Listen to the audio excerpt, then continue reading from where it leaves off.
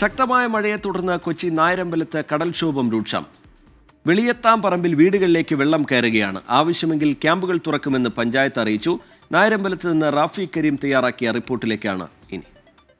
കടൽക്ഷോഭം രൂക്ഷമായ നായരമ്പലത്താണ് ഞാനിപ്പോൾ ഉള്ളത്. നായരമ്പലത്ത് വീടുകളിലേക്ക് വെള്ളം കയറുന്ന ഒരു സാഹചര്യമാണ് ഇവിടെ ഇപ്പോൾ. നായരമ്പലത്ത് ഇന്ന് പുലർച്ചെ 4 മണിയോട് കൂടിയാണ് ഇത്തരത്തിൽ വലിയ കടൽക്ഷോഭം ആരംഭിച്ചത്. ഈ കടൽക്ഷോഭം ഇപ്പോഴും തുടരുകയാണ്. ഇപ്പോൾ ഞാൻ നിൽക്കുന്ന ഈ നായരമ്പലം ഭാഗത്ത്, ഈ ബീച്ച് ഭാഗത്ത് എല്ലാം തന്നെ വീടുകളിലേക്ക് ഇതിനോടകം വെള്ളം കയറിയിട്ടുണ്ട്.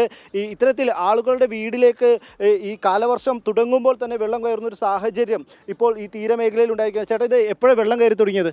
വെള്ളം ഇന്ന് ഇപ്പോൾ 2 ദിവസമായിട്ട് വെള്ളം കയറാറുണ്ട്. ഇവിടെ കടലിൻ്റെ ഈ ക്ഷോഭം ഇവിടെ കൂടിക്കഴിഞ്ഞാൽ ഇവിടെ വെള്ളം കയറാറുണ്ട്, സാധാരണ വെള്ളം കയറാറുണ്ട്.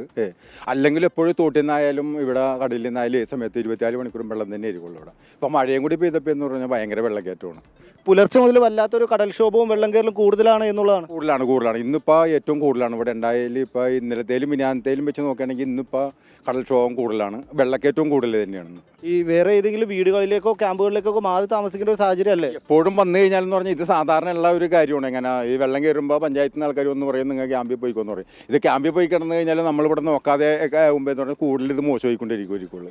തീർച്ചയായും ഇവർ സൂചിപ്പിച്ചതുപോലെ തന്നെ ഇപ്പോൾ ഈ സമീപത്തെ വീടുകളിലെല്ലാം തന്നെ വെള്ളം കയറുന്ന ഒരു സാഹചര്യമാണ്. ചേട്ടാ, വീട്ടിൽ വെള്ളം കയറിയേക്കാണോ? വീട്ടിൽ വെള്ളം കയറിയിട്ടില്ല. പക്ഷെ വീട്ടിലോട്ട് കയറണമെന്നുണ്ടെങ്കിൽ വെള്ളത്തെ താണ്ടിയിട്ട് കയറാൻ പറ്റില്ല.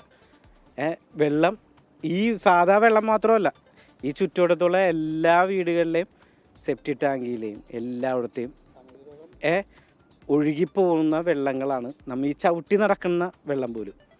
അത് താണ്ടിയിട്ടാണ് നമ്മൾ ഓരോ വീട്ടിലോട്ടും കയറണത്. ആ കയറുമ്പോൾ തന്നെ അറിയാലോ എന്തോരം അണുക്കളായിരിക്കും നമ്മുടെ വീട്ടിൽ കയറണം എന്നുള്ളത്.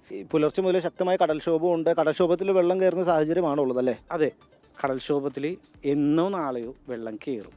ഇതിനോടകം തന്നെ പല വീടുകളിലെയും ആളുകൾ ബന്ധു വീടുകളിലേക്കും ഒപ്പം തന്നെ മറ്റ് സ്ഥലങ്ങളിലേക്കും എല്ലാം പോയി കഴിഞ്ഞു. ഇതുവരെയും ക്യാമ്പുകൾ ആരംഭിച്ചിട്ടില്ല. എന്നാൽ ഈ നിലയിലുള്ള മഴയും കടൽക്ഷോഭവും തുടരുന്ന സാഹചര്യം ഉണ്ടായിക്കഴിഞ്ഞാൽ അടുത്ത ദിവസങ്ങളിൽ തന്നെ ക്യാമ്പുകൾ ആരംഭിച്ച് ഇവിടെയുള്ള ആളുകളെ അങ്ങോട്ട് മാറ്റിപ്പാർപ്പിക്കേണ്ടി വരുമെന്നുള്ളതാണ് പഞ്ചായത്ത് അധികൃതരിൽ നിന്ന് നമുക്ക് മനസ്സിലാക്കാൻ കഴിയുന്നത്.